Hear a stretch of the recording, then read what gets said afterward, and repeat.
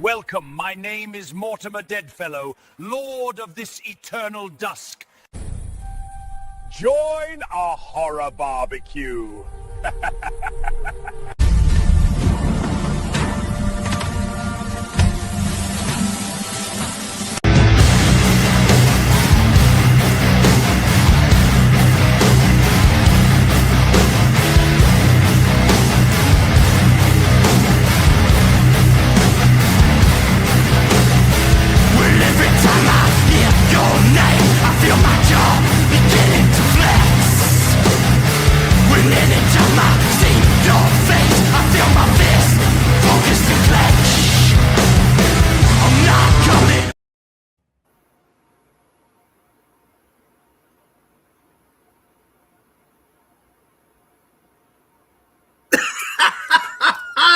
Fooled you. Welcome, everybody, to another edition of the Horror Barbecue. And I think you could tell from the beginning of the video what it is we're going to be talking about tonight. That's right. We're talking about the Smile movies. Oh, man. A franchise I didn't see coming. Because I gotta say, when these films were first being advertised back in 2022, I said, it's like one of those things, Belial and Leviathan, they were all like, oh, these films are great. Even Uncle Lou said it was fucking great. And I'm like, well, if all of them seem to like it, that means I'm not going to like it. And apparently the entire world loved the movies. And they did very well at the box office. I said, well, when the masses say it's great, that means it's going to suck. Usually, yeah. I was wrong. So for once, I had to take my words, crumple them up, stick them on a fucking Ritz cracker with some cheese whiz, and had to eat my own fucking words. At least it wasn't in cursive. Because that would have been very, very difficult. Aramaic will stick in your throat. You got to be careful with that. I was going to say, most people don't seem to realize our names are actually much longer. Oh, yeah. In its true form. But, I had to fucking eat my words on that. I was very surprised. I literally watched it on the Reap TV 10,000 last weekend, and I was really surprised. Really, really fucking surprised. So, but that's what we're going to be talking about tonight. And I want to make sure that we get everything advertised here before we go to our first commercial, because coming up, how many days? I think it's 7 days now. Yours truly, Reaper and Mortimer Deadfellow, will be at Cult Classic. Bastrop, get ready, because you can't handle these two devils. Oh no. You ain't gonna know what to do with yourself. Next, the 28th and 29th, which is next Saturday and Sunday.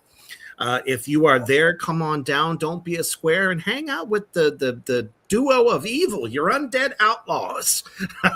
In person, all kinds of spooky dooky goodness. We got signed merch. We got DVDs, posters, prints, t-shirts, stickers, and I always bring all the occulty fun. So if you need something new for your satanic bric-a-brac collection, definitely come and check out our table. And then turning right around the very next month, that's right, I'm coming to Screams by Night in Sioux Falls, South Dakota. Might be a little bit of a trip for some of y'all, but still. Right. Perfect for Black Flame. That's what I'm saying. So definitely come on down. The grudge voice. Yep. That's exactly what I was going for. All right. Oh yeah, you do that way better than I can. I'll start coughing and a bone is going to like pop out of my mouth. Well, see, the moths actually kind of dust it in my throat, so that kind of helps sometimes. Just when I get a spare one and I chew on it, and it's like I'm not really a moth guy, but they like to be in here. So. Lizzie says I'm running low on satanic bric-a-brac. Well, I'm sure I got a couple of things you might want to put in there. Well, it's because the keychain wouldn't fit through me the way she wanted it to. It's like I just got to drag this dead guy behind me, and it's like just put a coffin on your back, and I'll ride along in it. Right? Instead of throwing that at you, and then all of a sudden a portal opens up, and it starts swallowing things up. Yeah, kind of like Monster Squad. Well, that happens in the which we cult convention. We will have one of the young men that battled the monsters in Monster. That's right. And also, we're probably going to scare the fuck out of him because I'm going to walk up to him and go, "Thank you for being such a big part of my childhood." And here I am, looking like this. It's always fun to see people's reactions. And it's going to take more than a little stone and a virgin to get rid of us. Exactly right. We're not in your comic books. We're the good monsters. Nope. That's right. We're much older than them. And we're already under your bed. So funny you said that. I just watched Idle Hands for like the 5 millionth time last night. Such a good fucking movie. I do. I love Idle Hands. Ah, man. I do. And I also believe it's one of Seth Green's best work. Oh, dude, without a doubt. Dude with a bottle in your head. You know what I mean?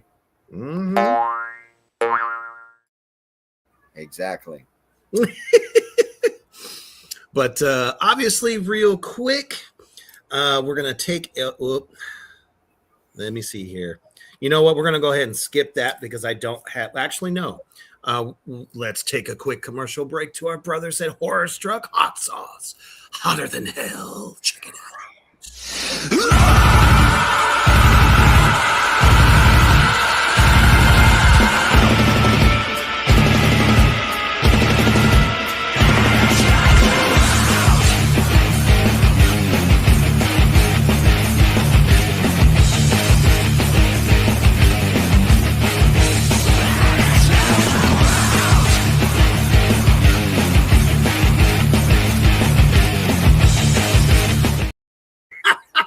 Couldn't resist to put that up on screen. Wolfman has no hearts. That he does. What do you mean, Wolf? Well, I have seen Mort Wolf drag his ass across the carpet. Oh, so no. Josh is indeed right. No boot scooting. Yeah. Yeah, that's why that building's called the Red Rocket. Gotcha. That's why we don't let him go in there. It's just, you don't want to go in there. So certain moon phase, he gets kind of randy, and you don't want a werewolf on your leg. It's wrong for both of you.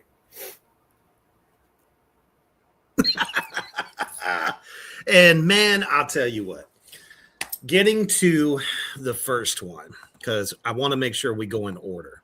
Yeah. When you see this, it actually reminded me of a computer game that my oldest used to play called Happy Friends, I think. Yeah, I think it was called Happy Friends, where they're in like 1960s London, and everyone. Oh, happy time. Yeah, I know which one. Yeah, they have to take their happy pills, and it makes everyone have these ridiculous smiles. Yeah, and I think that's what kind of turned me off, because I'm like, are they just pawning off of that game? Right? Are they biting it out doing? Yeah, because it was my same vibe. I kind of avoided it too at first. Yeah. Shit, I avoided it for almost 5 fucking years. Well, yeah, that's true. But it's like sometimes you have to do that because you need to let the buzz wear off. Yeah. So that you can watch it without having a bunch of people trying to tell you what happened, or, oh, dude, wait till you get to this part and this and this and this. And it just, you don't get to, get into the story the way you would like to with film. I I got diarrhea. Yeah. No. So that's what gives us that. I just don't think I got to come up with every excuse not to fucking watch it.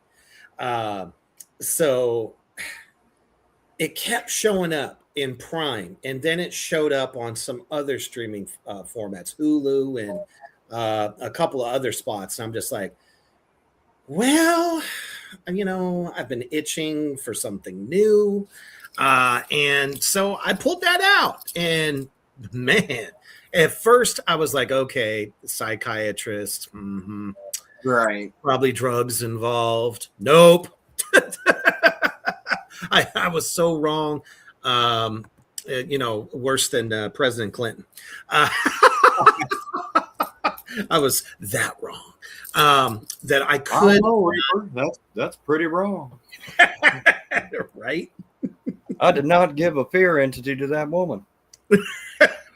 I did not do it. I did not cause a smile to be on her face. That is ectoplasm. See, we were having a paranormal experience here. That is ectoplasm. Don't tell my wife about the ectoplasm. That's somebody else's. I wasn't here. Bye. Oh, no. Pray for me, Brother Mortimer. My wife and I had Taco Bell tonight. I, as well, had Taco Bell with my wife today, so I'll be joining you. I got diarrhea. Let's say, when the southern term comes through, you can shit through a screen door and not hit a single wire. Exactly. God damn it. The one-liners are beautiful this evening, and we're full of them for the rest of that. We'll be here all weekend. I mean, all eternity.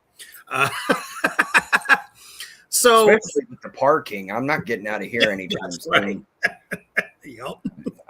They kind of built around me, so it's just, yeah. Oh, absolutely, Emery. I completely agree with that. And welcome everyone in the comments section. The beautiful demons and addicts on a Friday night.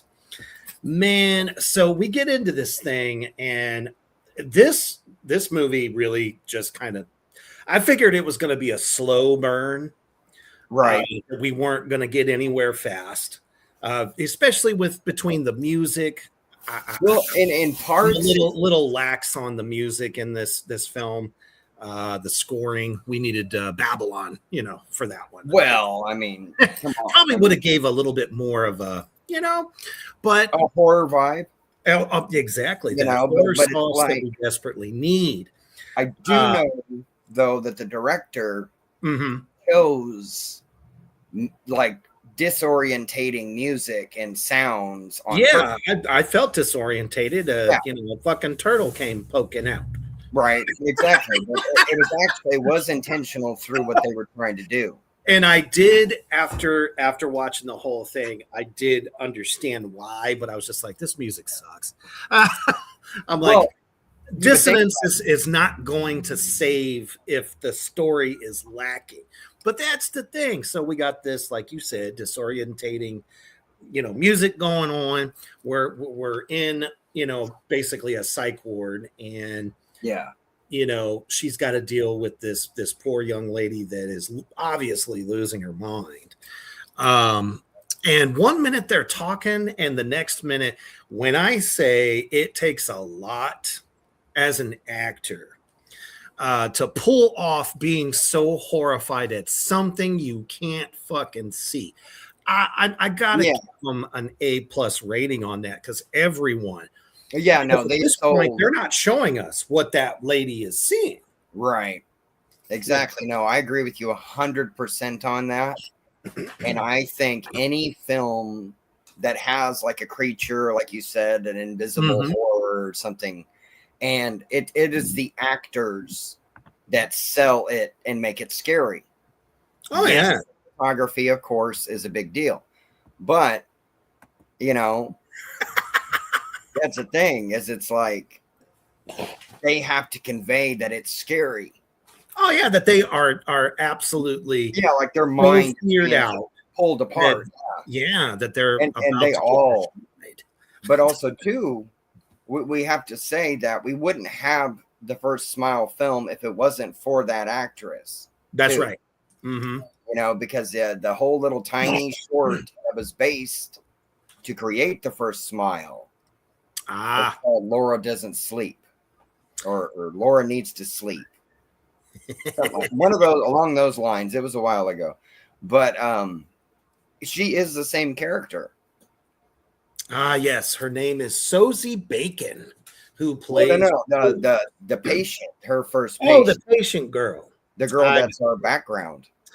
Laura Weaver was her name. Yes. Caitlin Stacey. Yeah, and she played Laura, the same character in the short that created the Smile franchise. Oh, okay. Yeah.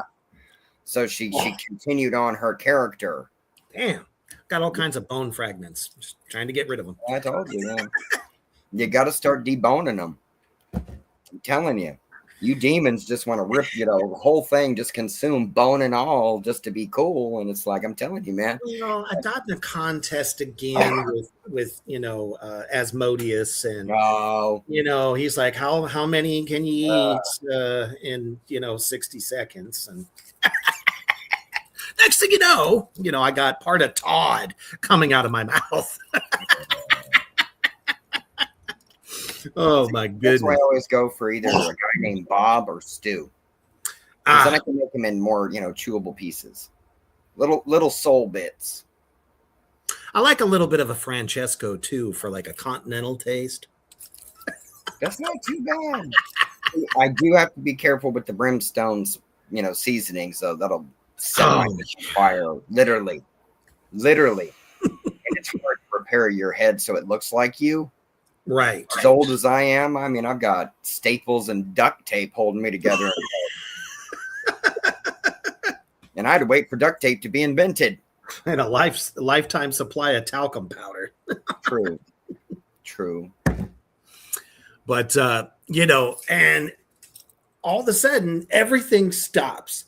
I'm like, wait a minute, where's this going? This is going to be great, right? And then, we got a slow reveal that she sees her that now standing before her with that smile, no expression, like frozen in time. That's the next thing I want to say about these actors and actresses. Yep. The fact that they could hold it for as long as they did. Now, I don't know behind the scenes. I mean, I do. Do you? I do. I made sure because I wanted to know. Okay. Mm-hmm. The director wanted everything as practical as possible. And we love that. In both films. Yep. We can get this out of the way automatically. Anybody that is doing their smile, it is not CG enhanced or anything. They are really pulling those smiles, and as long as they pull them for in the film. Parker Finn is the director. Yeah. So kudos to you, Parker. Yeah. No, this is his baby. Mm-hmm. This is trying to take depression and mental illness and trauma and turn it into something. Yeah, because haven't you noticed there's been this like brash of films where they're constantly trying to build off trauma? Yes. And turn it into something evil. True. You know what I'm saying? Like trying to attach like a demon or some kind of like entity or energy. Shit, they did it with the Along Came the Devil Part 1 and 2. Same fucking thing. Trying to tie in mental illness into the dark spiritual realm. Right, which I don't. Some are good, and some of them are just like, dude, we shouldn't have went there. Well, man, I mean, there's times too, though. It's like you said, it's like how many times in film have you seen? It's like that's not what a Satanist is. No, that's not that's funny. We don't do that, bro. Are you serious? Are you serious? It's 2026, bro. Are you serious? Well, and it's kind of crazy that there's been this long-standing thing where religiosos have put it into people's minds that we take over people that are weak in their mind. They do not have any control over themselves. Yeah, we don't do that. I don't get why you'd want to recruit somebody that's weak-minded in anything. Mm-mm. It's like, yeah, controllability, I get it, but not that If you controllable. want If your like mind a is weak. pair of marionettes for your, little nephews, fifth Right. birthday, then But it's kind of fun to do. But for the most part, no. but see, I mean, the thing that I like that Parker did with this Mhm. was this all we can call it is an entity. That's all Seriously, at this yeah, point, that's yeah, all we have nothing to has go been off. revealed whatsoever. But he did that on purpose. I'm kind of glad. Me too. It's We like, don't always have to have a name. well, maybe literally it's like you have something, maybe it can be beaten, maybe it can't be beaten, but it's like There's he no doesn't. big stack of books on it. Well, yeah, it's like there's no lore of centuries written on this thing. Yup. No Scooby Doo. Yeah, and things like, and that's the thing, because that's usually what it is, Mhm. and I give him credit because he literally put things in the films down to the color of the paint in the psychiatric ward. Yes. Same color that was put on there because they did studies back in the day that said that it was a calming effect on people. Even though they have redone those studies and those calming effects only last for 15 to 20 minutes and then turn into aggression. Yep. It's the kind of like the color of despair It's like pointing out. and madness. Yeah, but it's also, I liked that really quickly for even the first scene that we see, right? They feel utterly alone. Yeah. And people dealing with mental illnesses or past traumas like Mhm. that feel alone, Very much so. even though they're not, but they Right. feel that they're alone. And to see him create something that kind of feeds off of that, feeds off the dark thoughts and the sadness and the unresolved feelings you have is creepy. Oh, Not even the point of extremely. being a demon, just something that's feeding off you, and there's nothing you can do about it. There is a ton of occult study that goes back to, Oh yeah, 18th, 17th century that states that energy can compound itself and become its own entity, especially with that kind of trauma or mental illness where you just constant dark thoughts and you see something. A lot of people they have some Oh, yeah, no. hallucinations and things. yeah. Well, you do that long enough, you're going to give that entity Well, yeah, no, making it real in reality. Yeah, no, So I kind exactly. of like that. I like that feeling. That's the why I only wish they would have time- left Michael Myers as the Shape. Well, no, I agree. I agree wholeheartedly. The man did not. He did messed up things to a lot of people in those films. He did, but he did not deserve to go into a wood chipper. That No. was disrespect. That was bullshit. That was pure disrespect. But on that end with this thing, I like that because it's not a Cenobite. It's not technically a demon. It's Right. not the Tooth Fairy. It's not Jeepers Creepers. Mm-mm. It's not Jack in the Box. Mm-mm. It's not the people from the family business hunting you down, to put their, so you can star in their next flick. It's something that gets to live in you. like a virus. Like a virus, literally. And that's the thing is you don't think of another kind of character that works like this thing. And There really it's isn't. hard to. Yeah, that's what I'm Yeah. saying. It's kind of hard. But there is someone, and I should know her name off the top of my head, and I do not, and I should. But the psychiatrist to our psychiatrist lead, her doctor, Yeah. I know who you're talking about. is Who ends up becoming part Yeah. of this thing. But that's literally an entity that can jump from body to body at any given time. without injuring the individual that it's portraying. Exactly. They have no idea that it's happening. Yeah, they have no idea that it's happening, but because them can tap into your own stuff. But exactly, Lizzie beat me to it there.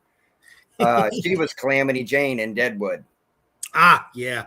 And was amazing. And I know Reaper has, but anybody that's never seen the TV show Deadwood, watch it. I don't care if No, you like it's a Western. must see. It's a must see. Watch it. The acting that's put on display from every single person in that will blow you away.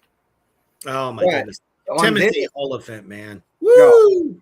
So good. Oh man, I mean, come on now. Ian McShane, Brad Dourif, Calamity Jane. You know, it's like every Powers Booth. You know, it's like I can keep jumping around on that one, but that's what this didn't go. That you had the group of people, right? Yes. And she did so well of becoming this psychiatrist for this lady. I had no idea who she was until over halfway through the movie. Yep. And it's like that. See, that shows you you can do character work like she did with Calamity Jane and not technically be classed as a character actor, because every actor, as you would agree, you're a character actor. Your job is to bring this character to life on screen. That's correct. And Kevin Bacon's daughter, the lead of our picture, did really, really good. She did really good. I mean, your mom's Kara Sedgwick. Yeah. You know, the closer. Okay. Your dad is all footloose, you know, and it's like Tremors. Well, you know, it's like he's also had dabbled in, some of these the horror. I mean, he's ghost Hollow stories Man. and things. He's been in the Hollow genre. Man. He started in Friday the 13th. Mm-hmm. Tremors. Tremors, You know, yep. and things like that. And it's like, but she didn't get the job by her name, in my opinion. Okay, don't forget Stir of Echoes. Well, that was a great one too. That's one of his. That's one of his underrated ones. Same as White Noise for Michael Keaton. Mm-hmm. Mm-hmm. Because that'll scare you about EVPs. And people Can you imagine though? You don't need to be Zach Bagans, you know. Oh man, I'm this douchebag in Vegas. I think I just peed down my leg.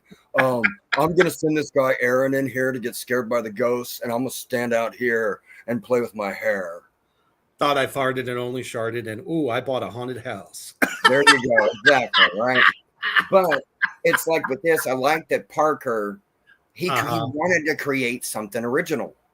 Right, and she is like being the main psychiatrist in the story, she's got a very good grip on reality, but man, no, exactly. And they treat her as soon as she starts. Yeah. Well, yeah, as soon as you fall apart. And her sister was the first one to fucking, go, you're mentally disturbed. Yeah, exactly. No, you just gave my son a dead cat. Yeah, that was that was so sad. That was my most hated scene. It was my most hated also, but I called it before he opened the box. But I also know that the real cat in the film, for all of our viewers, so I got it upset. That was called Mustache. Of course not. And the real kitty cat's name that played Mustache is Star. Ah, damn it. I thought you were going to say Pickles. No, I was like, somebody liked Lost Boys. Yeah, just a little bit. But Rose, man, she just goes through everything. You see the psychosis in her, like you could every fucking well, that's exactly what this thing kind of does. Is it amplifies all the dark stuff and things that you're going through and uses them as a weapon against you, and everybody thinks you're crazy. Yes. And it's like, because this thing isn't just appearing like a werewolf or something. It's like, okay, I got that dude chained to a tree. As soon as his moon comes out, you'll see the werewolf. Okay. And of course he's going to get out, turn into a werewolf, rip everybody apart, and be like, I told you. Nothing for us to expect. But exactly, this thing can come at you at any time. Once you're exposed to it, there's no time, it's not afraid of the day. Mm-mm. It doesn't have a lunar cycle. Nope. There's nothing in your dreams. Yeah, you can't purge this thing from you. and that's the thing. Me and Reaper both really love present. But it's also interesting. I do like, for whoever said The Grudge, it is kind of that vibe too, because it's like once you're part of it, you're part of it. That's it. It's like you're stuck. You're literally fucking stuck. It's like you have to do really bad stuff to try to get this to somebody else. And it's Yeah, like, those are the only clear rules that we get. yeah. We know that you have two choices: kill someone else or kill yourself.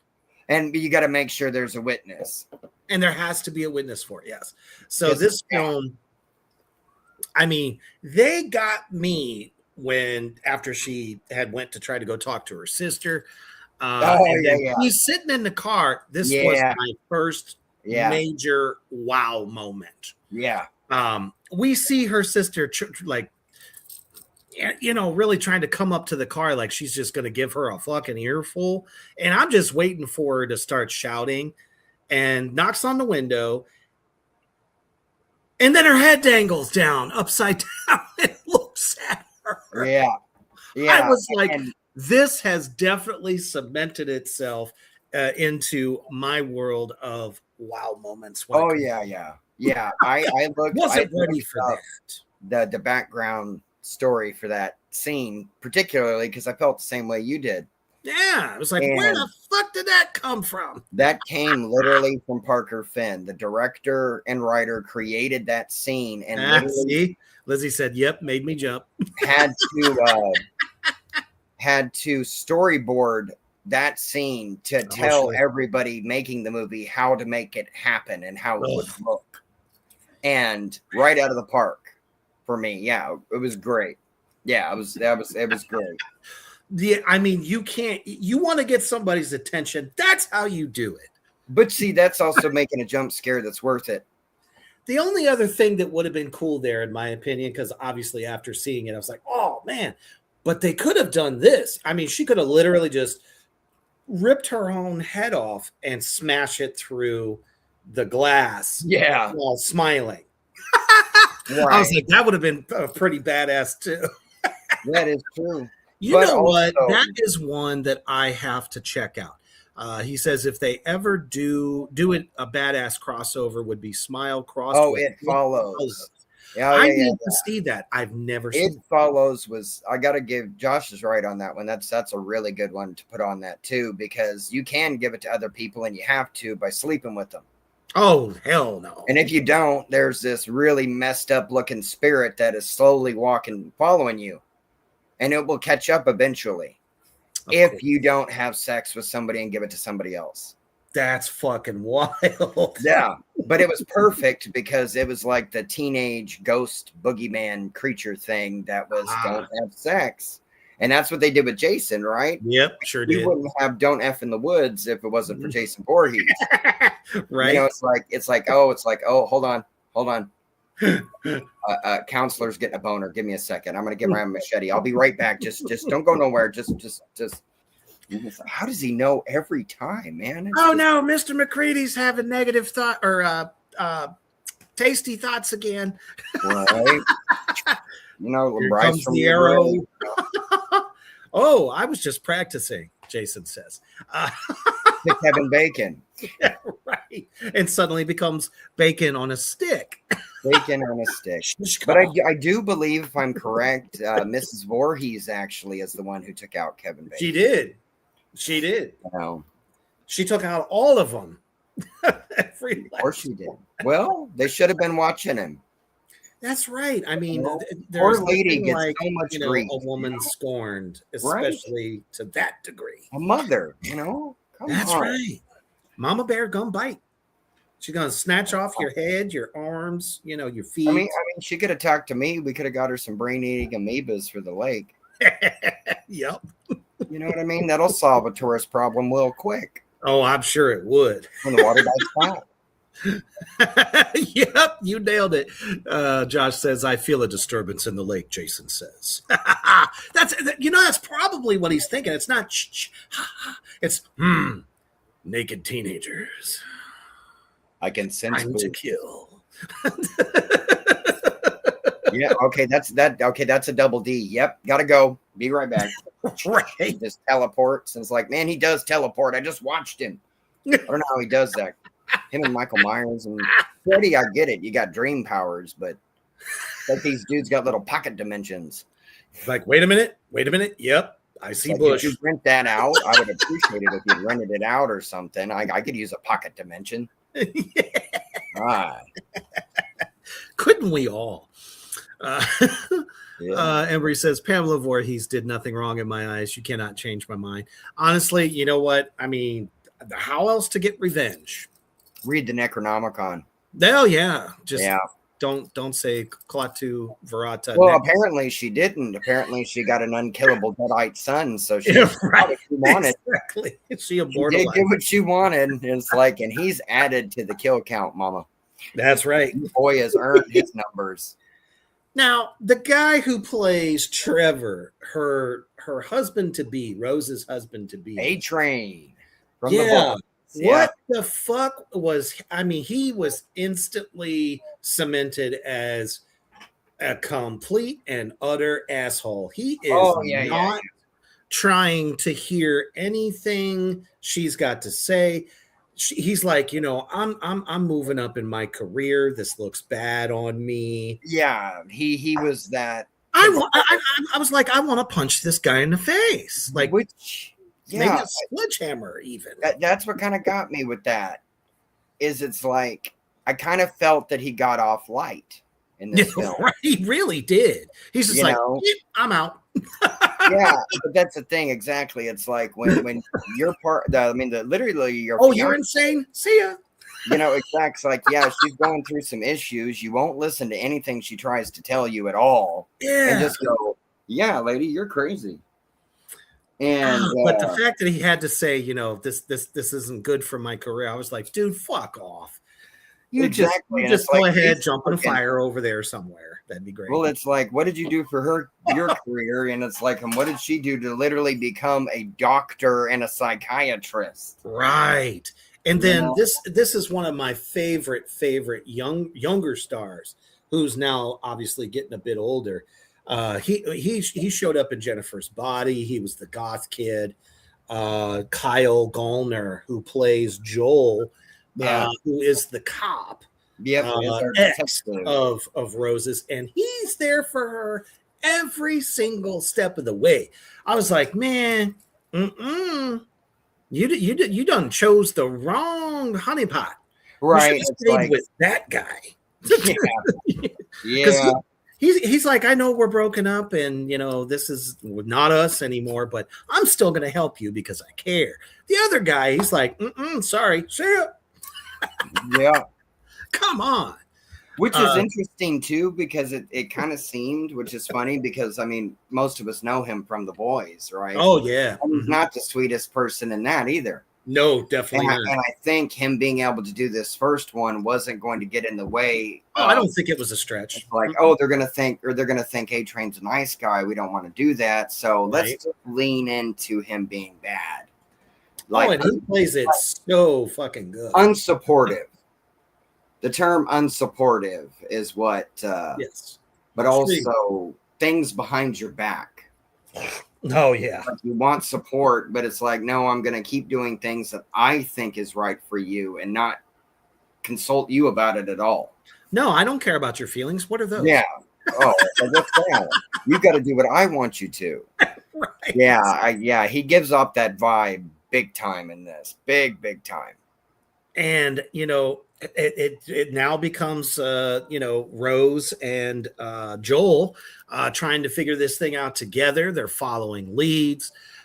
Turns out there are more people that have exhibited the same types of psychosis traits. Yeah.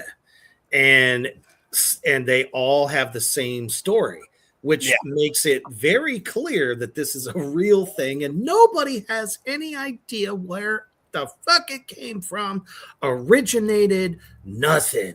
No, exactly. And I love that. And I really, I honestly hope, and I love monster lore, you know me. Oh, sure. I love the lore in movies. But do you kind of get the feeling they're going to in the third one? I don't know. I hope not. Because now, the way they end these movies is pure fucking brilliance. Yeah.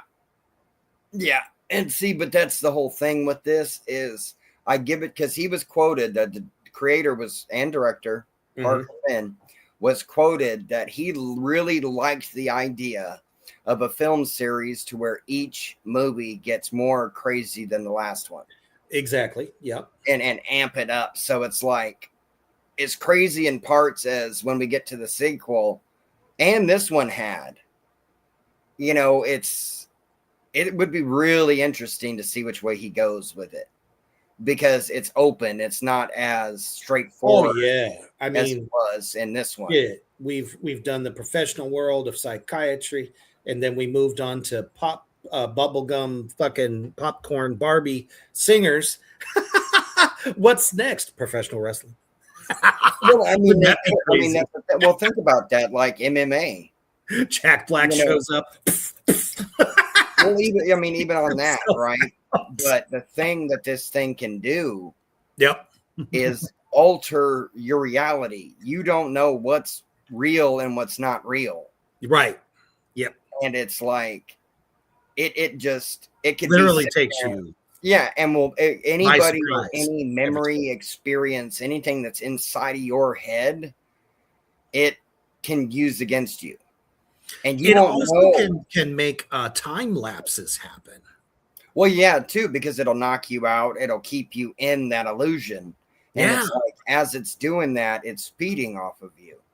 Right. And you're completely conscious. Yeah, and You know? the world's unraveling. Everything for everybody this thing encounters, their world falls apart. Oh yeah. Like everything about it, right? Kind of reminds me of the contract Completely. a little bit.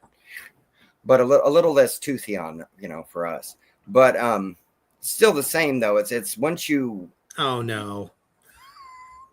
There are rumors that they are going to tell the origin story in part 3. I hope they don't. I kind of hope they don't either, but I'm also intrigued to see Well, what which Parker route comes they up. go with it. Yeah. Yeah. But I do, it's Very like, slippery slope. it is because it's like, if you get too mainstream 9 times out of 10, you're going to lose the lore and the mystery of these characters. Exactly. And these creatures. And it's like, think about it like this for, Oh, you mean this creature? yes. But it's like, let's take like Cthulhu, for example, right? Yep. If when H.P. Lovecraft wrote it, he said unimaginable horrors, eldritch beings Yep. that would collapse your mind. So all the artists that grew up reading that went, oh, really? I'd like to draw that. I'd like to create that. I'd like Which to is create why we these have worlds. so many different versions that are more terrifying than the next. Oh yeah, because that's the thing is he I left love the, that aspect. well, he left the groundwork and they improved on it. Mm-hmm. And they have. Yes, Stuart Gordon for all the Reanimator films and things that he did, with Jeffrey Combs. We love Jeffrey Combs. And Barbara Crampton. Yes. But that's the thing is it's like with this, I feel like it's in that kind of world. I mean, it's something that's doesn't have a name. It's not tangible. We don't have anything that we can literally hold on to other than the fact that when this fucker shows up, he can show up however it wants to. Better than any Crazy. Mission Impossible chameleon Oh, effect in a movie. You would never know the difference until it wants you to. Mm-mm. And I got to give a huge shout out to Robin Weigert, who played Dr. Madeline Northcott, which is her psychiatrist in the Calamity Jane. Yeah, I got to give it to her. Oh, she did great. He becomes, the smile demon, whatever we want to call it.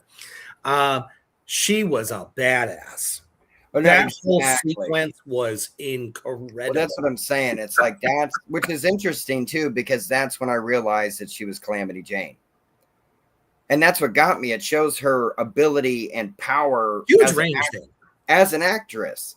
Yeah. I've watched that entire series and the films like 6 times. Mm-hmm. I mean, I'm a Wild West guy myself anyway. I was just across the pond at the time. When I figured you're going to do Victorian, you need to go to England. So that's what I did. I had to come back here, and that's what took me so long with the shipping. Different parts. All the way down to, excuse me, bad aftertaste of the soul. I told you, man. God damn. Dora Kiss, who plays her mom, who suffered from the very same thing. To a What large a degree, yeah, performance. you get that vibe. They didn't substantiate it, but No, I have the exactly. feeling that it started there with her. Like that was when Rose was 10 years old. That might have been It's the gateway. first time she ever saw it's first it, and it saw experience. her. Right. Mm-hmm. Yeah, and that's kind of the thing too, is it's like this thing, okay, like take Freddy, right? Mm-hmm. Take Freddy Krueger, for example. If you're doing one of the old school Freddy movies, he's dream attacking all these different teenagers one by one, sometimes together.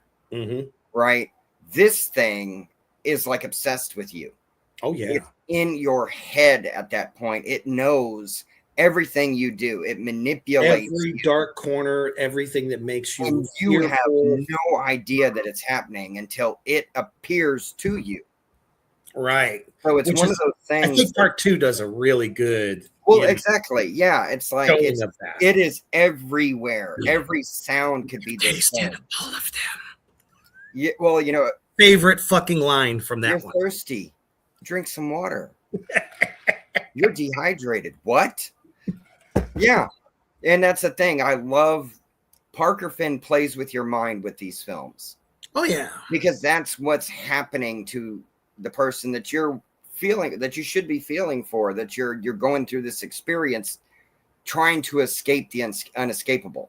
Yeah, I mean, he literally makes you take the journey with the main character.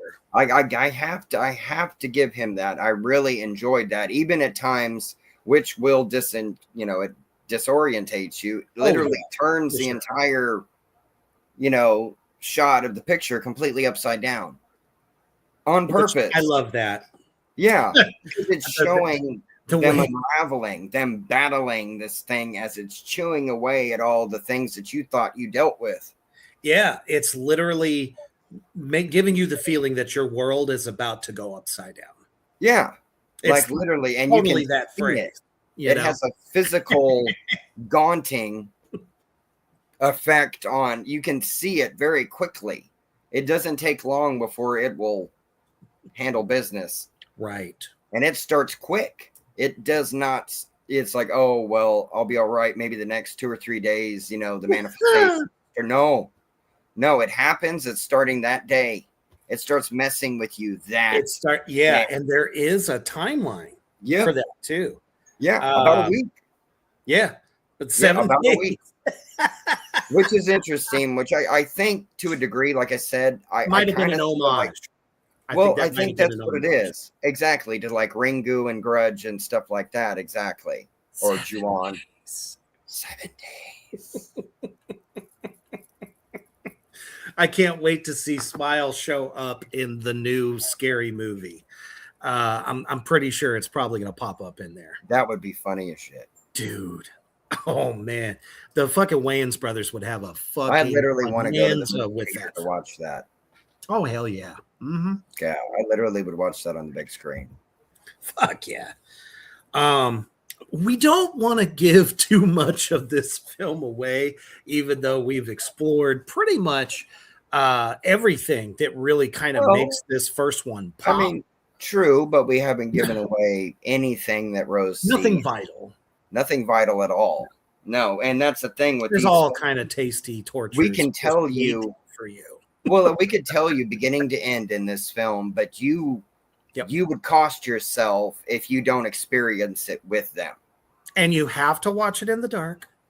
It does help, but literally, if like your spouse or somebody comes walking in the room with a big smile on their face, don't try to hit them with a skillet, because it's probably not the Smile entity, because he's in Reaper right now. We're just holding him over for a little bit. Exactly. He keeps he's like, oh, you're talking about me.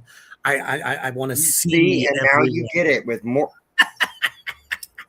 See, as soon as I talk about that freaking vampire, he is out of the coffin looking at me. Take it easy, Mortlock. I watched you last night. So. God. Yeah, I did a marathon. I started with the new Nosferatu. So I was like, Mortlock, good to see you, brother. Everybody needs a little dose of corpse cock once in a while. Corpse cock. Forget about Renfield. You're mine. Bow before my corpse cock. Right. No, Josh, no fucking way. You will not get me into a theater to watch Smile. I couldn't do that. I really can't, because the way that the surprise moments happen, to see it that big and that loud, all of my senses would make me evaporate into the green smoke that ends up leaving the mausoleum. See, I think it would be we're gonna have to go back here for just a moment to Richard Pryor being chased by the bull and stir crazy. Oh my goodness, that was crazy. You motherfucker! Oh Jesus! And then Jesus would go, "Oh, you're praying to me now? Yes, for the moment. Would you help a bro out? I know you're a nice guy." It's like this. I can watch our very good friend David Howard Thornton rip people from limb to limb and just have a good old time eating corn nuts and drinking soda, to watching this going, oh shit. Yeah, I would say, yeah, there's parts to where it's jarring. Just a little bit, because but on purpose. You can't anticipate it with this guy. That's the thing. Yeah, because there's no anticipation. You have no idea. There's no lead up. It's just like, bam, it's in your face. Well, exactly. It's like I have to give it to him, because the suspense up is from beginning to end.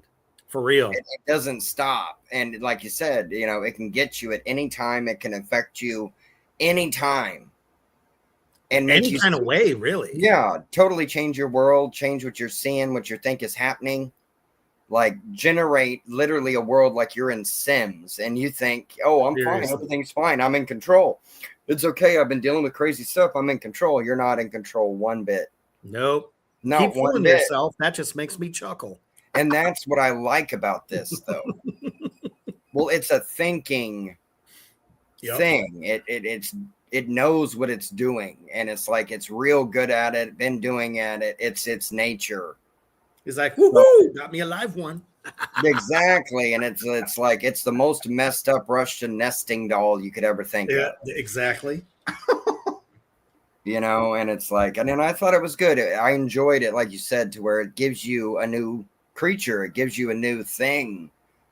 You know, and that's what it kind of is to me. It's like, if you took Slender Man and all that and mixed it with like an SCP or something, is what this thing is. Exactly. Well, it would be hard to define it. And it would, I think, do away with a lot of its mystery build that it has and its suspense if you don't know what the hell this thing is. But once you get it, you're screwed. Exactly. You know? Which is why we're going to show you the trailer for... What is it you like to talk about? My patient. Hi. I know you're nervous. I just want to have a chat. I'm seeing something no one else can see except for me. It's smiling at me.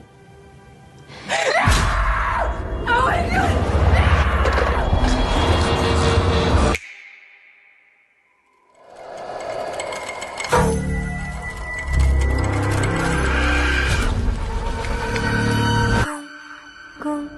Yesterday, a patient in your care died brutally in front of you. I need to find an explanation for what happened. It's smiling at me. It's smiling at me.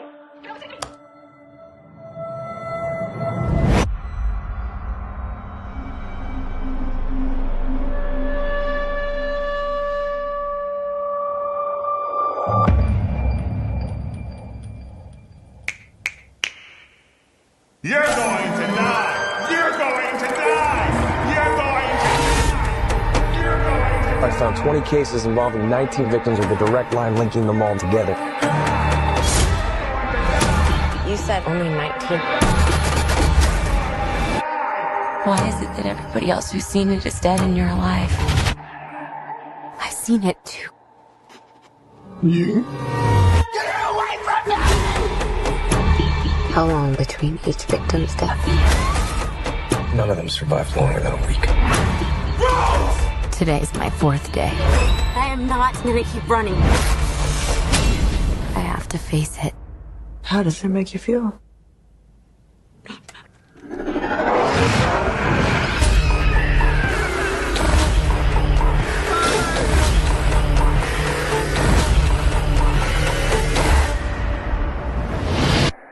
I'm just really scared that something bad is going to happen. Rose.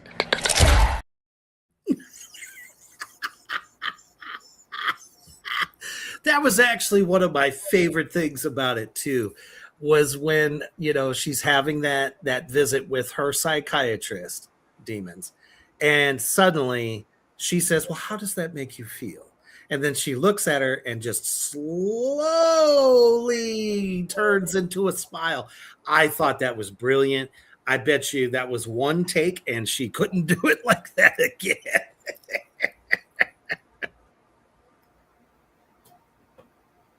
Basically what I do when I see somebody at my cemetery gates. Right. Don't worry. You find the headstone, I'll get the shovel. That's right. We'll have ourselves a good old time.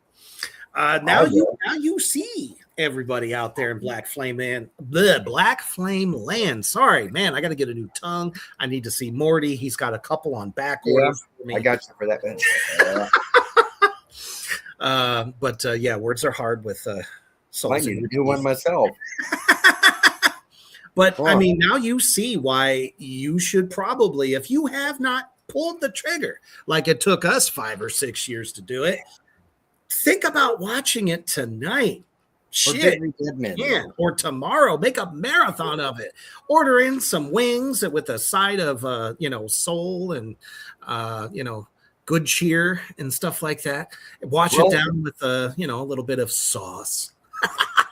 And I'll tell you, that's right. That's the best sauce to put on your horror meat. Of course, especially if you want it to sing. And seeing it's hard for us dead folks. We need tantalizing taste buds because ours are pretty decrepit. Yeah, we have to keep it fresh, Well, souls will roast that out pretty good, man. It's like that, but you're used to the brimstone as a. Yeah, I don't like the aftertaste. It's terrible. He's more of a brimstone and lava dead. Because you can't handle hell unless and I gotta wear like an asbestos suit, and the moths in my lungs can't handle that. And they get mad, and when they get mad, they tickle you from fire. It's then terrible. I gotta grow my mustache back, and that's usually just stapling caterpillars together on my face. But this is currently playing free on just about every single streaming platform that you all catch your horror films on in the first place. So there's no excuse. You're already paying for your subscription. Fucking watch it. Watch it.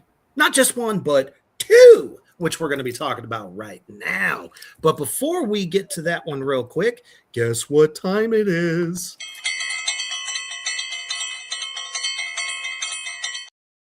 That's right. The bell has rung for you, Smile. And on the Skull-O-Meter, I'm going to have to go for a solid 4.8. Get out of my undead head. I keep telling you, that's where I was going to go.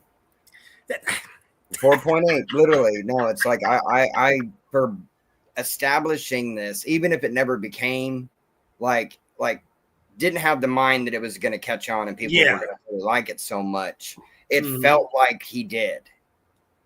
It feels like he pre-planned. It's like, and I admire any director that went, okay, I've created this unghastly horror thing, and it's going to do this, this, and this. Okay, well, what is it? I can't tell you. Nobody knows what it is. Nobody has a clue.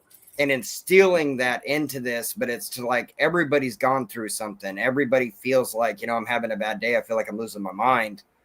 And this turns it into literally and like an infection that feeds off of you and is always with you. It's like it's not, I've got to go into the haunted house or the scary castle or the graveyard. It is with you at the supermarket, at your grandma's house. For 4.8. The cinematography aesthetics is out fucking standing. Yeah, no, I really enjoyed that. There is definitely a grit to the overall look of things. Even in the biggest light with the sun shining, still you have that feeling of what's lurking, and I can see perfectly because there's light and everything else. But I And enjoyed that too. you know, the scares are phenomenal. This is not your run-of-the-mill typical jump scare that you can see a mile away coming at you. Right.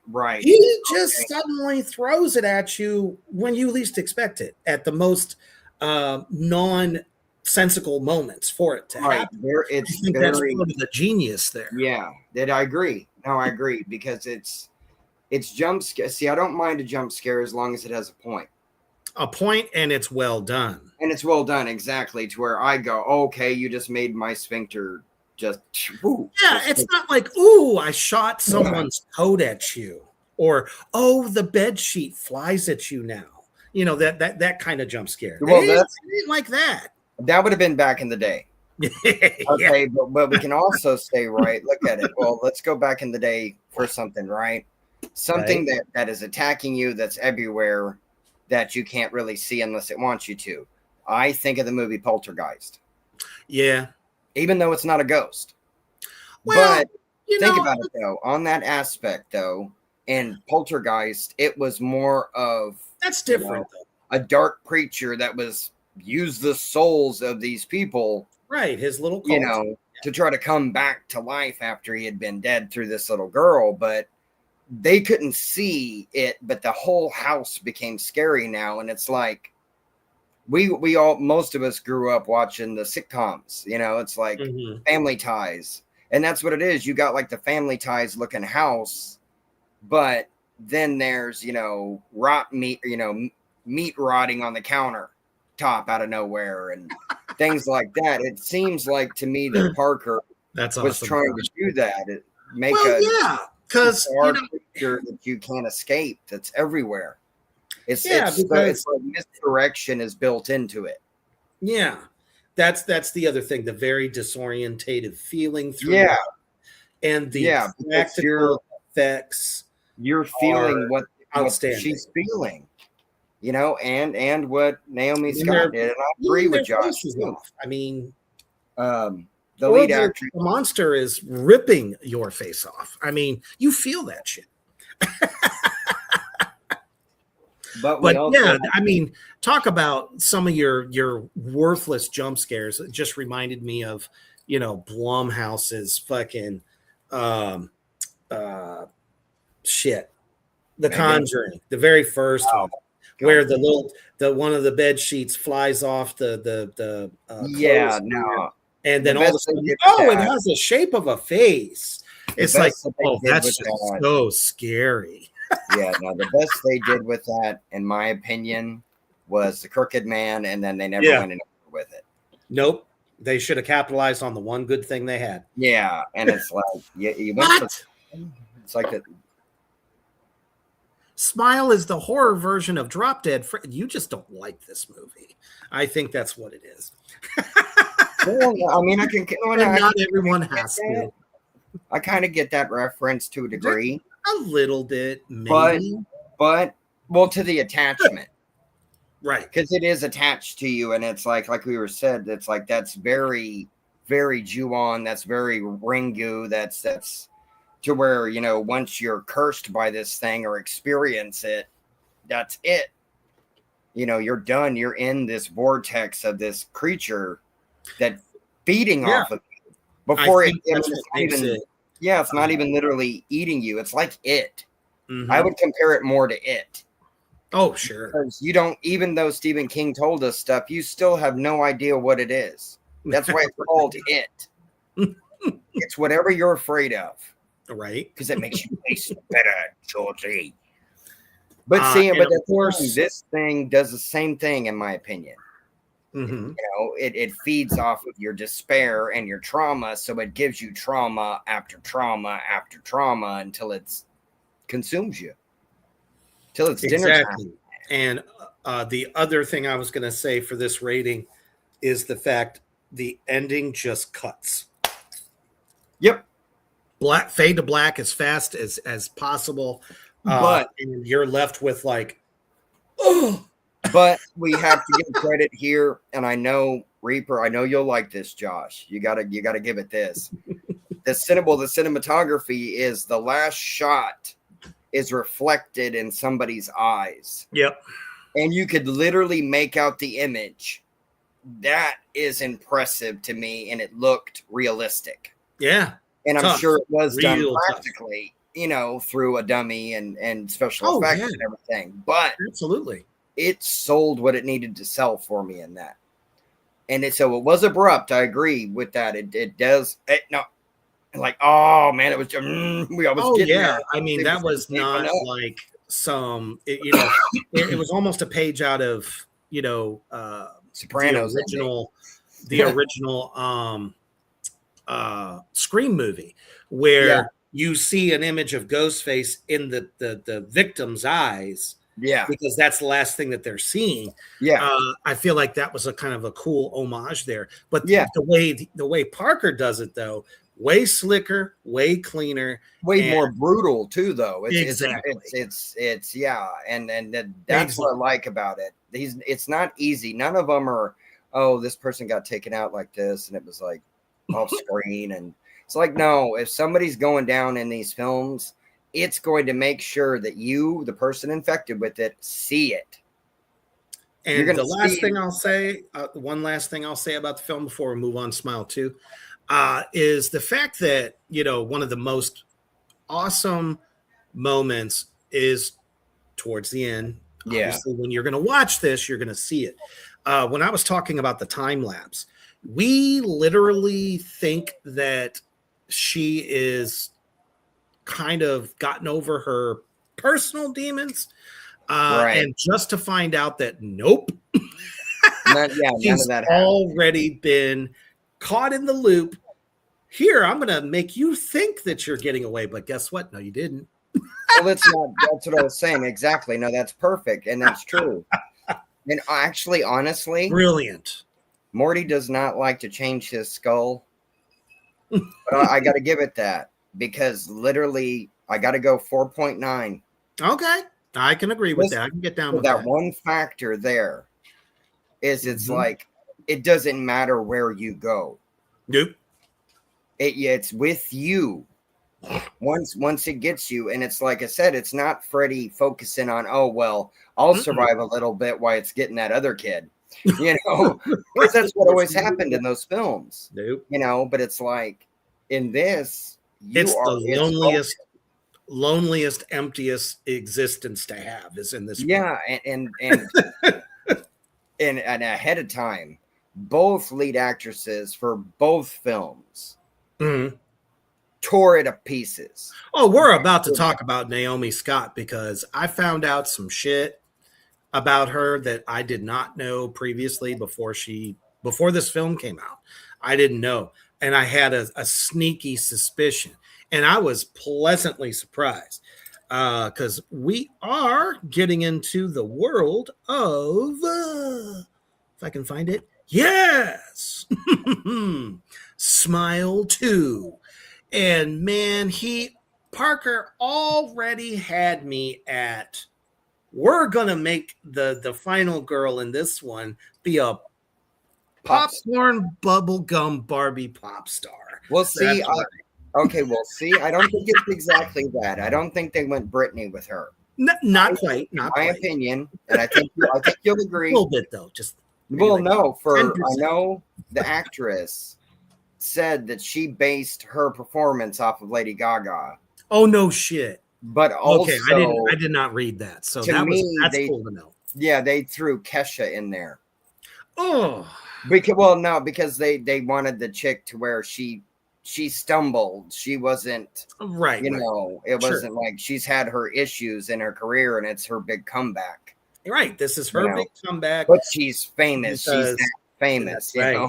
And what makes that worse is no matter where she goes, everybody wants to be there. Exactly. Yeah. When we talk about seeing Rose's breakdown of psychosis throughout the first one, I have to say that in part 2, it's worse. It's worse. It's No, I'll agree. No, I'll agree. Well, that's what he said though too.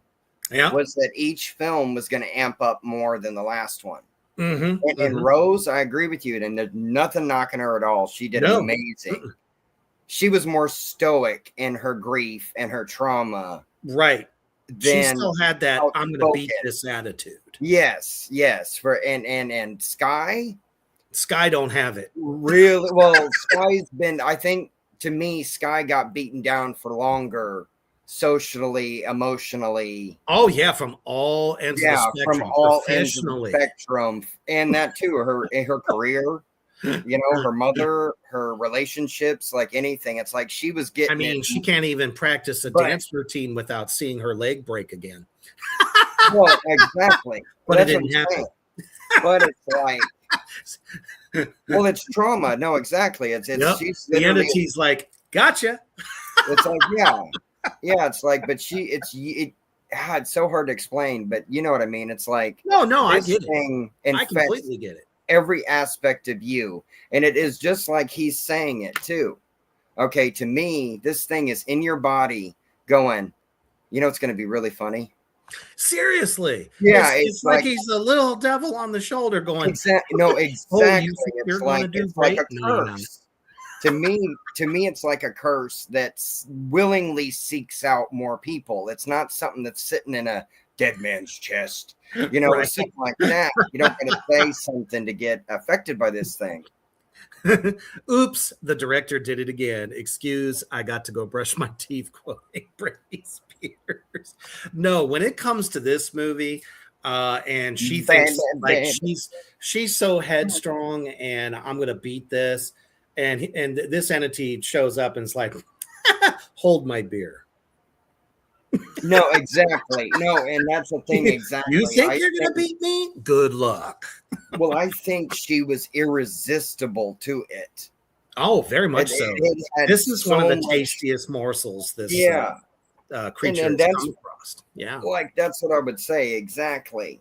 Mm-hmm. And it's like, and because of how this story opens up, even though I'm not even going to tell y'all, it literally is a continuation. It is the same thing. Yes, I was so happy about that too. I love it when it picks up where it left off. Literally 6 days after. 6 days after the first film's ending. I appreciate that, and I appreciate continuity. You got to say something about, demons that never take days off. You know about that. He's a hard worker. Oh, yeah. Mm-hmm. Well, he's hungry. He's constantly in competition with me. No, that is true. I'm like, damn, I gotta like rest for a sec. I gotta digest. You're not a glutton of souls. It's like you'll drink a soul and eat a soul with the best of us, but you're not a glutton for it. You don't want to go to a Monster Watchers. Well, he's a glory hound. He's got an insatiable appetite for destruction. I think he's a fangirl personally. Honestly, I think so too, because this poor girl, and a lot of artists are this way. Not just, singers, but, painters, you name it, have such tortured thoughts. Everyone can say, oh, they were born with the silver spoon and this, that, and the other thing. And they don't realize that they go through a whole different set. Pressure. Yeah, no, exactly. Which is no surprise why she, fell prey to being with somebody that was abusive, lots of drugs involved. Which she was abusive back. It was like, a pure toxic relationship. But that's what happens too. I mean, when you're in that weakened state, you're going to make decisions that you think are going to help you because you're rebelling, but you're rebelling against yourself. Morty's not on a rant here, but there's a way to do it and a way not to do it. Of course. But that's a thing too. Never go the other direction because there ain't no coming back sometimes. They know exactly. Yeah. For real. And even me, I mean, I always got to get Liz to do that ritual for me, make sure that my ectoplasm stays where it's supposed to. I mean, they've been trying to get me downstairs for a long time, man, but it's like, nah. I work better. I told you I got beachfront property waiting for you. Yeah, but that's fire. But you know, the crispy trees, though, they have kind of an allure to it, you know, kind of reminds me of fall. Just, yeah. You know, You'll watch the Morty fall to acid before your eyes. Nah, I have a protective bubble waiting for you. It'll be fine. Look, if that don't work, I was going to say get a warlock to make a double of me, and I'll go and visit it. And as I'm, oh, this is great property, and then I look like the Human Torch, you know. It's like, oh, here's Morty, old matchstick. Well, you never know. I mean, I could always, you know, just kind of snap my fingers, and it'll be, you know, kind of like a barren wasteland of awesomeness. Honestly, I can work with that. They'll be like, what's this? This is Morty running across the street. Right. Yeah. See. Shocking moments. tricked me with that. Shocking moments in this. One of the first things, besides, you know, seeing her drug dealing, you know, fucking guy that she goes to get her pain pills from. Yes. Brutal. Oh my But God. also, we do got to say something, and I agree with her, and I'm glad that the director put this in there, and it's tied to that. She had horrific injuries. Oh yeah, terrible. That, like literally, and the scar, we have to give also Parker credit here, was he worked and talked to doctors. So the scar that she has is a real scar from a process that is used to where you've been in like accidents or things like that, and you're unresponsive or whatever, flatline. They literally cut you open to make sure and check your organs. And somebody that's trying to do, like he said, you know, choreography and all this stuff. Oh, dude, talk about pain. Oh, yeah, but because of her past issues and past traumas and experiences that, and some she brought on herself, no doctor will prescribe her anything minus Tylenol to help her. Nope, knowing for a fact that she was a drug addict. Yeah. Exactly, and it's like, well, at least give her something and only give her the extent of what she needs for her pain. Don't give her more than that. You know, don't let her give her something that can abuse her, but how about look at her surgery and go, oh, okay, well, your bone, we can move that over there. So it'll, you know, because look at, it reminded me, it's weird, but it reminded me of Jake the Snake Roberts. I mean, she's lucky that she could dance any. Well, no, that's what I was going to say, right? He got hit in the head with a guitar by Honky Tonk Man and got addicted to drugs and all kinds of pain pills because he needed a surgery to fix one bone in his neck. Soon as DDP got in that surgery, he quit everything, and there you go. And it's like for her, I feel like she never got to get out of that stigma. She didn't have. No, she sure didn't. Okay, let's get you fixed, and not just we have to gild you, right, and put you on a shelf. And if you change, you're going to mess this up for all of us. And it's like that, like you were saying. A lot of pressure there. There was a point where people don't experience a lot. Nope. Because you're the breadwinner. She even said that her therapist told her anytime you feel like you need to drink alcohol, you know, grab a water, and she starts chugging that Voss water. Yeah. In her refrigerator in the whole film, you see her with nothing stocked but water. Yep. There's no milk. There's no orange juice. Nope. Yeah, that's all you see, water. literally. Yeah. Just water. Which is so interesting to me because I feel like that was kind of like a tie to her trauma, which was, oops, I ran us off a fucking cliff and into the water. Oh, exactly. Yeah. Yeah. I mean, I could definitely see why that would become a mental obsession, an obsession with water, because it was water that almost killed her. But and I thought to myself, a therapist says to chug water like it's going out of style. You can die from that too. Yeah. Yeah. No, exactly. People have done that with radio show hosts have gotten in trouble for people doing water challenges. Yeah. drinking too much water. Too much of anything Is your a bad body thing. cannot handle. No. Doesn't Okay. matter if it's got everything that it needs or not. Doesn't matter what it is. It's an overload to your system, and your system Right, I'm cannot talking about process. all of you monster drinkers out there. Yeah, you got to watch out for that. Stop that shit. You're going to end up like me when I'm on the fly.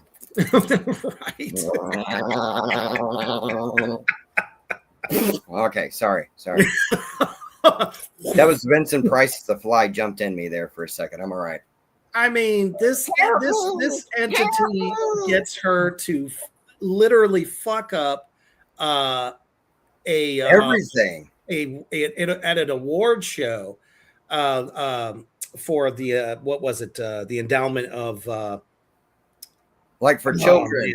For children, yeah. Like for music And for children, for sick she kids. goes nuts and Yeah. sees her dead boyfriend. She's like, "No, you're fucking dead. Get away from it." Everyone's like, and my cell phone is out at everyone in the I swear. Yeah. The director was genius. He's like, and take your cell phones out, everybody. And see now, and I gotta also It was say, beautiful. And then knocks the old lady out onto the table. I was like, oh thank shit. you. That was my favorite part. I was like, all right, there. She just hit that clothesline, and it's like, but it's like that's the thing though too. We have to give the nod. Like, get off me, bitch. Because the dead boyfriend Paul, Yep. Jack Nicholson's son. Yep. And that was the thing too, is people asked him because he there are He scenes nailed where crazy, he let me does- tell you. But he's got that from his dad. Because he does.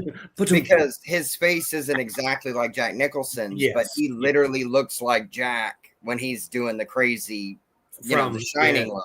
The Shining. You know, look. but Jack's done that look a lot. He did that as a Joker. He's done it in like every movie he's been in. It's Jack Nicholson. Emery, I'm talking about high school kids that are drinking like a 6-pack or more a day. Well, it's Red Bull too. Red because Bull is the other one, people and will there's mix that with it's that. very epidemic now. Well, they'll mix it with the thing. The only problem is it's like we used to have something back in the day too. Oh yeah, we did. Called Jolt Jolt. soda. Yep. Yeah, and that was not good, man. That was the soda that made your teeth hurt. I went to school with somebody who was drinking, 2 liters a day of Mountain Dew. 2 of them. That's a lot of Mountain Dew. The highest caffeine content and sugar out of all the pops. Out of Like, all. hey, bro, you want to do something? Let's do something. No, I mean, I'm already getting. I got something to do. And I'll be back, and I got all this stuff over here. I'm gonna go over here, and I'll be right back. And then I'm gonna go over there, and I'm gonna come back here, and then we'll all be fine, and then we'll go somewhere. Okay. And the doctor said you no longer can drink pop because he had that's it. 1 billion pinholes in his stomach lining. Mm. So Leaky imagine, gut syndrome. yeah. That's So not a good one. nope, because it'll dissolve your organs. Well, it'll make you allergic to food. Yeah. It lets food particles get into your bloodstream, and Which is then no good. No, because then you have to remove everything from your diet and fight off the give it time to heal, and then introduce things back into your diet, knowing that you've got to eat. So it's tricky. Yeah, it's terrible. Yeah. Well, I know. drinking Monster religiously, but not having, shit tons of it like these kids are doing. That's okay. It's like we said, anything in moderation is good. Well, I mean, that's kind of the thing with this, right? With the water thing and everything. Yeah. It's like this, everybody goes, well, if I was rich and famous, everything would be great. Not in her case. And she's got the world at her fingertips, man. No, Her and I bag love is that. tight. No, I love that. That's really the thing. Is like you said, she has this megastar comeback and has the talent to do it. Right. Okay, but it's like this thing knows when you need to shine. Sure does.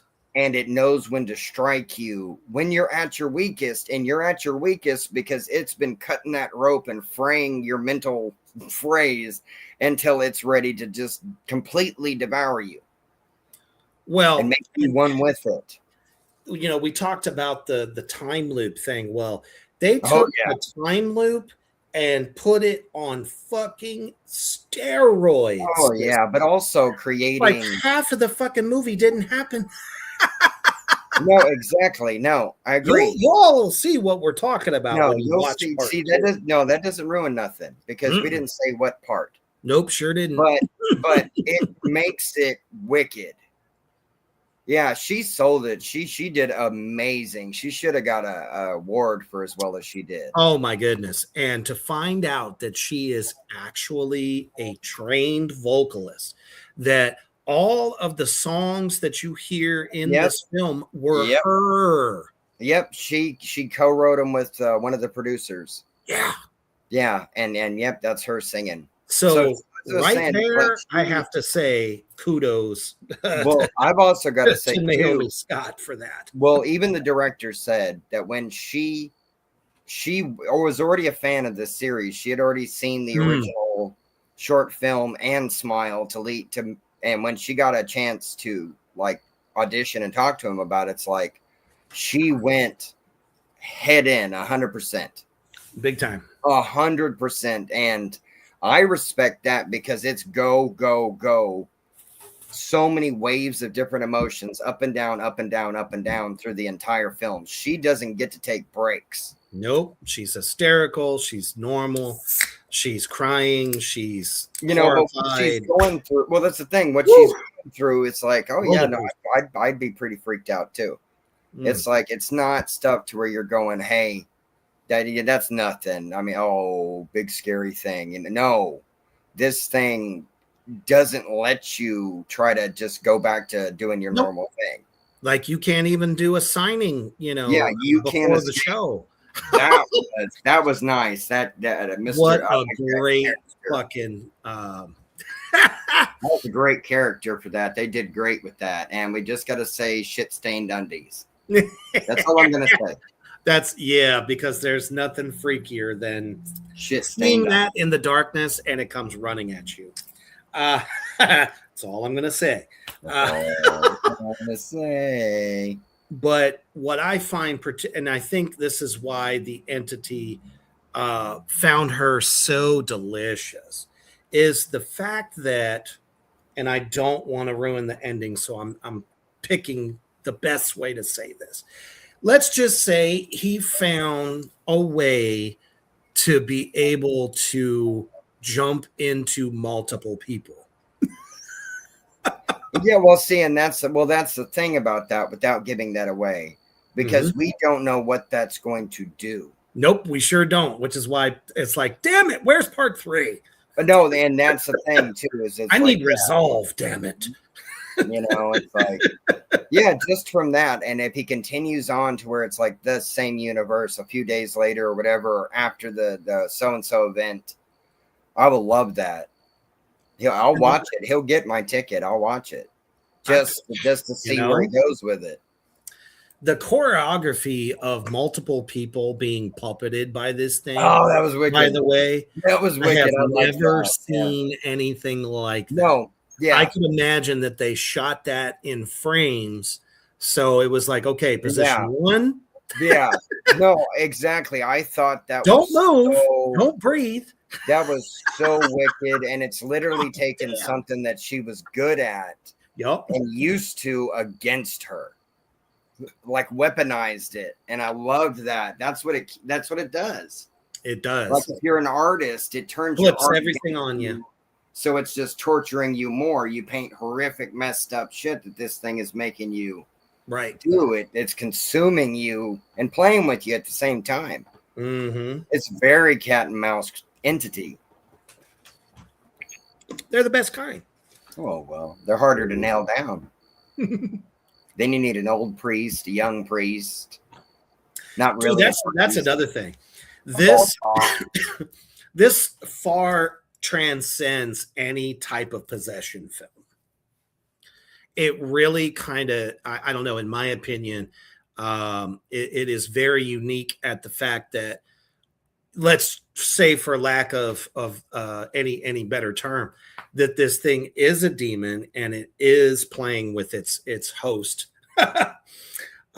which they actually refer to that throughout both the films, that there is a host that it's in, you know, that it makes it more terrifying at the fact that their faces aren't changing. They're not starting to decompose or have like the cold breath and all that stuff. I think this was so much better. And just like that, a puff of smoke. And old Morty's gone. He'll be back in a moment. Fucking goddamn StreamYard. Anyway, but to me, I think that this really makes the Exorcist style movies inferior to this type of demon, because it, like I said, you don't see them physically change. They're, you know, you don't get that same old, okay, they're going to get all decrepit now and all this shit. No, that doesn't happen. This is like, instead of me, I'm in you, but I'm also in front of you, which makes it worse. Yeah. But we're going to show you right now why, when we say Parker takes it up 20 to 50 notches bigger as we move on, this is exactly what we're talking about. I need you to listen to me. Something really bad happened. You remember Louis Fergoli from high school? I went to his apartment. But when I showed up... Louis?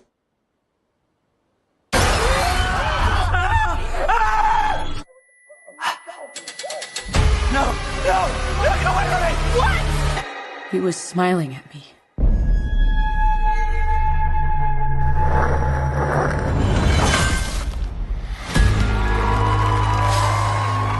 Ladies and gentlemen, Sky Riley, you are in the middle of a big world tour. You okay? I keep seeing this face everywhere. This thing is a parasite. You witnessed a death. Now it's latched onto you. 911, what's your emergency? I've traced a string of deaths to you. Nobody has survived longer than a week. Sky, pull it together and get back out there. No, I will not let this thing use me. How do we stop it? We need to kill you first. What?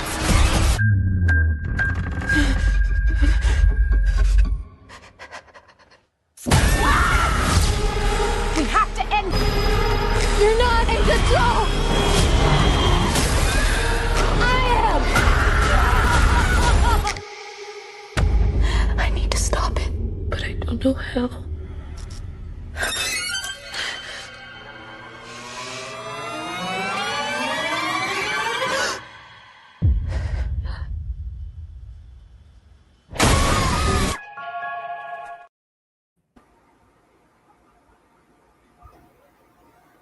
Ah, damn it. Stop doing that. Some bitch just keeps on jumping in there. I get it. I'm supposed to smile. We're talking about you. I get it. He won't leave us alone. But if you didn't get, I mean, they did actually more brilliant, I think, in this trailer than the first trailer for the first film. Because I kind of felt like the trailer for the first film gave away too much. This one gives you just a taste. Yeah. Well, yeah. Because she goes through a hell of a lot more than what you see. Yeah. No, I agree. Oh, man. And I completely forgot that fucking Drew Barrymore was in it. True, which even surprised the director. Right. He did not think she would agree to do it, and she was happy to do it. He said she was nothing but amazing. She's like, oh, that's just going to make my show even bigger now. Well, it's also, too, it's like, I've done horror. Come on, man. I was the girl that my first rodeo. First got, you know? Yeah, exactly. It's like, also, she's fire starter, so she looks at you funny and things start catching fire, man. Gary ain't got nothing on her. She also has connections to outer space. That is true. She knows about a little thing and a glowing finger. Oh my goodness. Bigger, badder, darker with this one. And the actor that she goes to meet because he knows what's the whole thing is going on and somewhat how or why that it's happening. He's like, well, first of all, we got to kill you first. I mean, when you say that to somebody, what would be your natural reaction? Fuck no, you're not.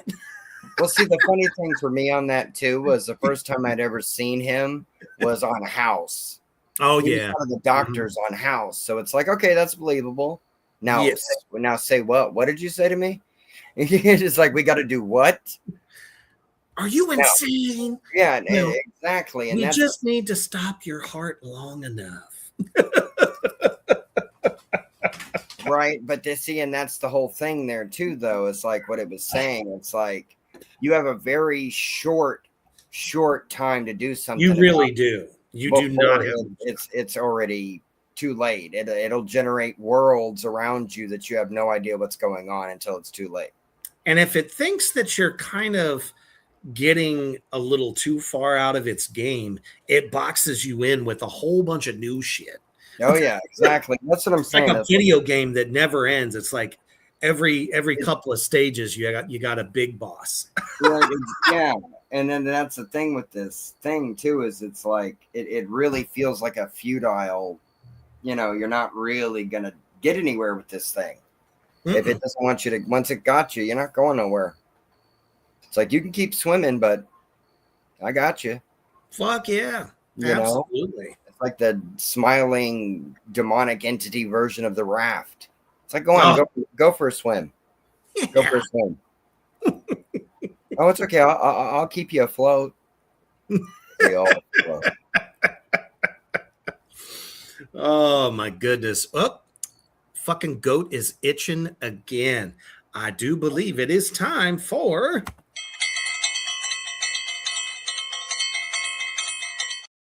Ooh-wee, don't have to tink too much to get me to come to dinner. So on the Scalometer for part 2, I'm going to go a solid 4.9 because this one had just the right amount of new stuff, bigger things happening. Still 100% practical. And this is the kind of New York City that I know. And it's it's dark everywhere. Doesn't matter the fact that it's present day or anything like that. They captured the New York City that I know walking the streets at night.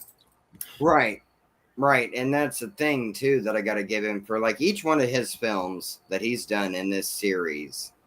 Each one of them have their own lonely dark side. Like, it's almost like a Tales from the Dark Side. It's like, it's like normal on the outside. There's no rehashed real plot, except for It's one truth that this is, once you're there, you've witnessed it, you were there at that person's death, boom, now it's your cross to bear. Yeah, now, and exactly, and it really Doesn't is. matter who you are. Well, because the thing that I really like though is it says, well, people have said in parts of the lore that it's feeding on you. Yeah, but you actually see the toll that it's mentally just breaking you, torturing you, terrifying you over and over and over again, and you see it. It doesn't let you sleep. You don't really get to eat. I mean, it breaks you down on every single level, and you don't really have any kind of creatures that I know that really do that. Not that we've encountered yet. It's like, it goes hard. It's interesting, and I like that. So for me, still for this one, I'm going to continue the same as I did for the first, and I'm doing 4.9. Definitely nothing. It did amp it up for me, but it's like to get a 5, a full 5. I needed a little more gore. Personally, needed more gore, just a little more gore. The acting was top notch. I loved all the actors. A lot of fresh blood. Naomi destroyed this character. She did Nailed great. it. I don't know how she Completely. didn't get an award. She should have. She really should have. She did amazing. As like I said, she's unhinged the whole time. And tell me any performers on here, I know for you, if I had to do that and be that character going through that much, I mean, it would be like doing, like you said, a pro wrestling event or MMA or something. It's Would like that. seriously be like, I got to sleep 12 hours now. Exactly, because you're going to give everything. You're going to be emotionally raw. Mm-hmm. And I like, as an audience member, right, that she saw the first, like the beginnings of Smile and the first film. And Yeah, went, so she had a grasp of that I world. want to be part of this world. And I blew me volunteer. Yeah, she blew me away though. 100%. Yeah. For real. But it's like to get it to 5, to full on 5, I would have needed a little bit more bodies. Definitely more gore, and I feel like we got robbed in the final scene. Yes, I do too. I do too. Like, you showed us this amazing creature. You showed us basically taking someone's face and just peeling it back in epic fashion. But Right. you can't show us what the character does to themselves. Come on, man. Got a little robbed there, because I mean, the brilliance of the crowd and their reaction to what they were witnessing is one thing.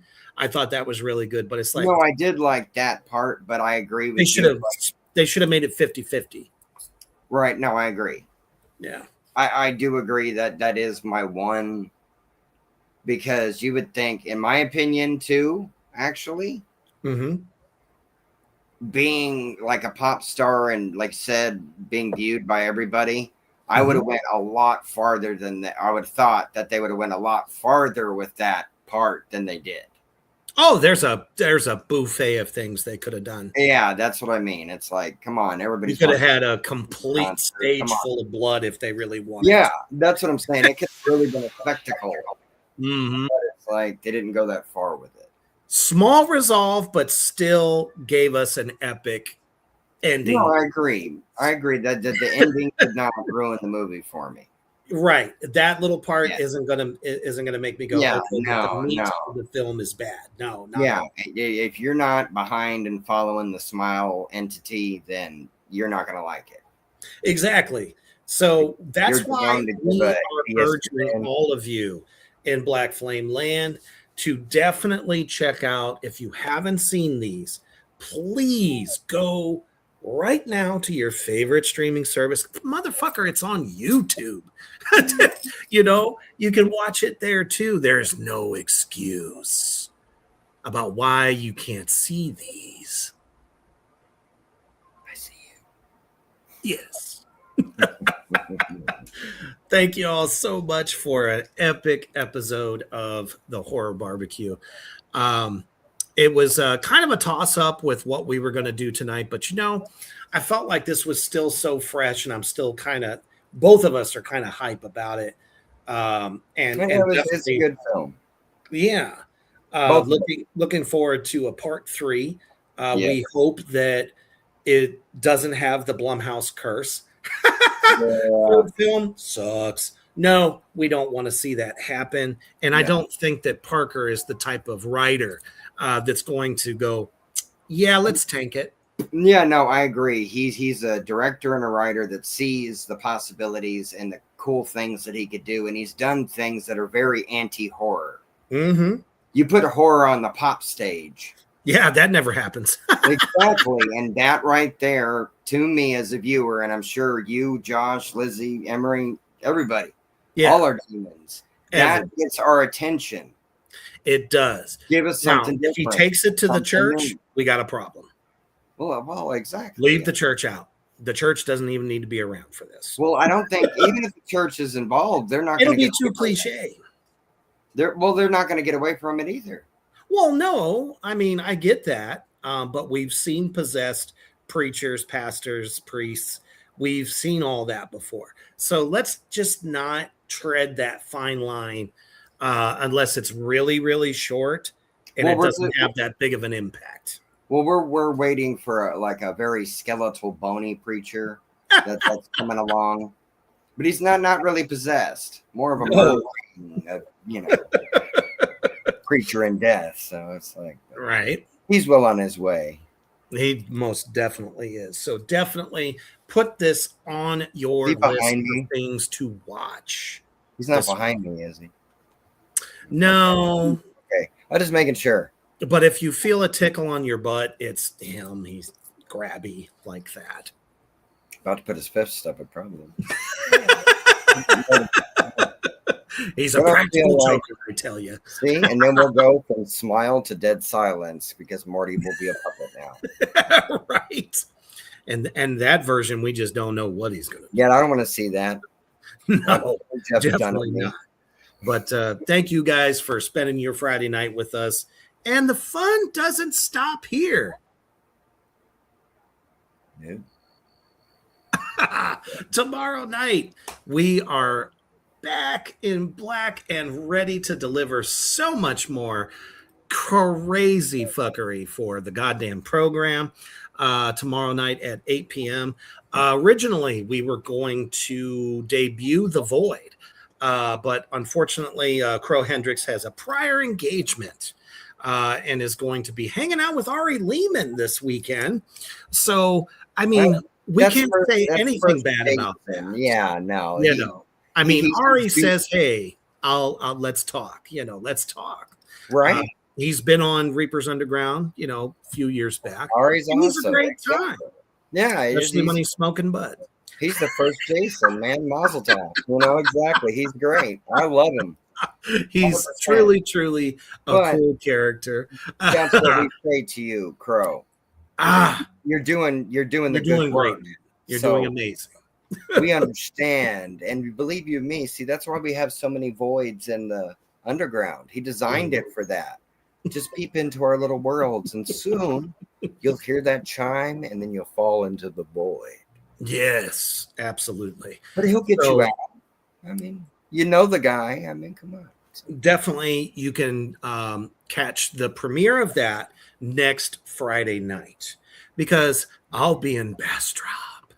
Coming to you live from inside my tomb that's part of a hotel. Hopefully they validate hearse parking. I do think they validate cadavers, yeah.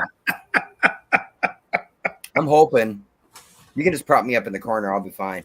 Exactly. Play the taxidermy game. But definitely tune in tomorrow night for the goddamn program. It will be amazeballs. So as you're getting ready to continue your Friday night party, think about what we talked about. And if you have seen Smile and Smile 2 already, it's time to dust it off and watch it again. It's one of those film series that maybe you didn't catch something the first time around. And just always be careful when watching it. He's a practical joker. And always